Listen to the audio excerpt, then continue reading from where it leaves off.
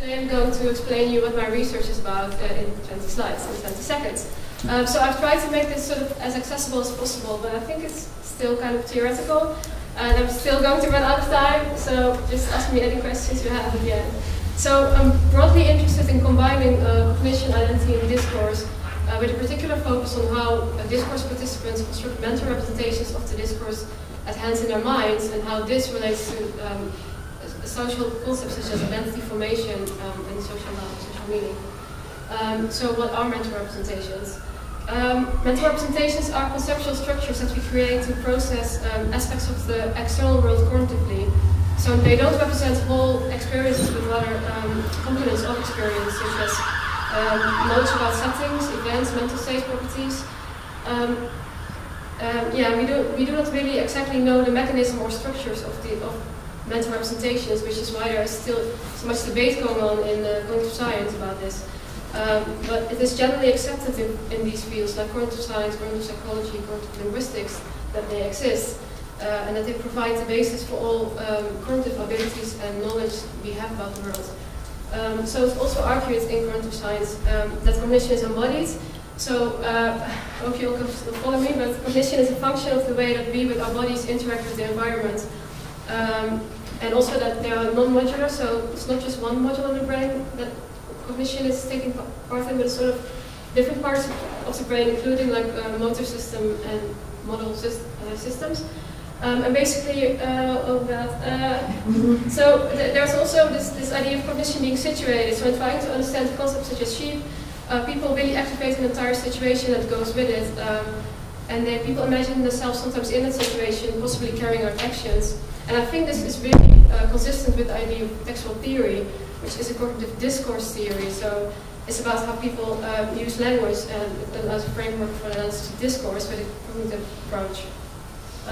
And there are three distinct conceptual levels in textual theory, which I'm sure you've heard about being at the University of Sheffield. But one of them is the discourse world. So all discourses take place in some kind of discourse world.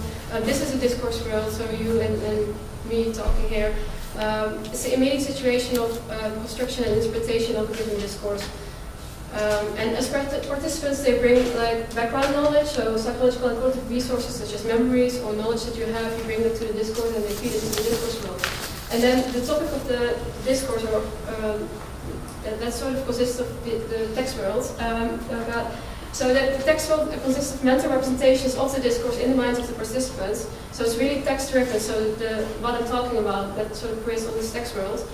And they have model worlds which I can't talk about. But so basically I use text world theory because it combines cognition and discourse analysis, but I also think that the discourse world is a way of understanding the resources, not just cognitive one, but the ideologically motivated resources that speakers bring to discourse, and then you can look at the text world as a platform to investigate the outcomes or the social meanings of that.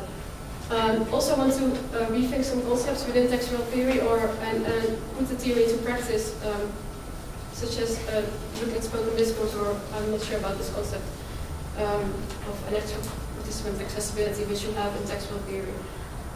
So basically, in order to really study these fascinating abstract concepts, I did some very concrete ethnographic fieldwork in a Chinese complementary school in England, which consisted of a year of doing participant observation and helping out with administrative duties, getting to know people, doing interviews that elicited narratives. And I chose this group of Chinese, especially mainly Hong Kong Chinese immigrants, because there is relatively little research on this group, especially from the perspective of those immigrants. And it's really interesting as well because the Chinese community in Britain is really changing, especially with 1997, the handover of Hong Kong back to China, and China's changing policies towards immigration. Basically, the ethnographic fieldwork helped me to map out these different social groups within the school. So in their relation, so individuals relating to this group, who they hang out with, what they were engaged in. So I have this sort of map, and then I interviewed these people. The interviews I did were all focused on their experiences. So I wanted to know more about their move, more about how they were feeling, about living in the UK, about China, about Hong Kong. It was really quite explicit about asking them about their identity. And they were also, the questions were really designed to elicit narratives, because I was really interested in the discursive construction of narrative identity. This is just a case study. During the months I spent in the school, it became apparent that most of the staff, the teachers, because it was a voluntary complementary school, they were volunteering by obligation rather than by choice. So they wanted to resign, but they couldn't, so they had been there for 10 plus years, and there was no one to take their place.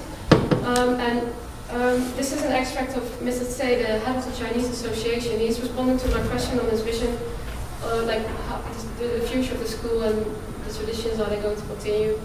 And he expresses, what I want to say is that he expresses a lot of step modality, which shows that his degree of commitment towards his vision, he's really unsure.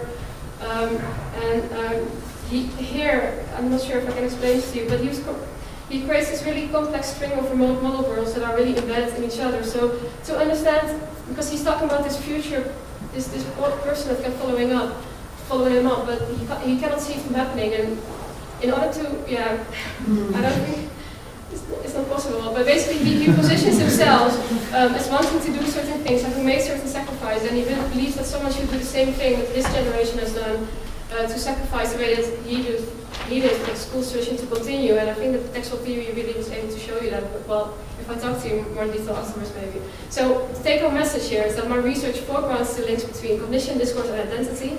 And social meaning by investigating the discursive construction of migrants and their families and entities using textual theory. Thank you.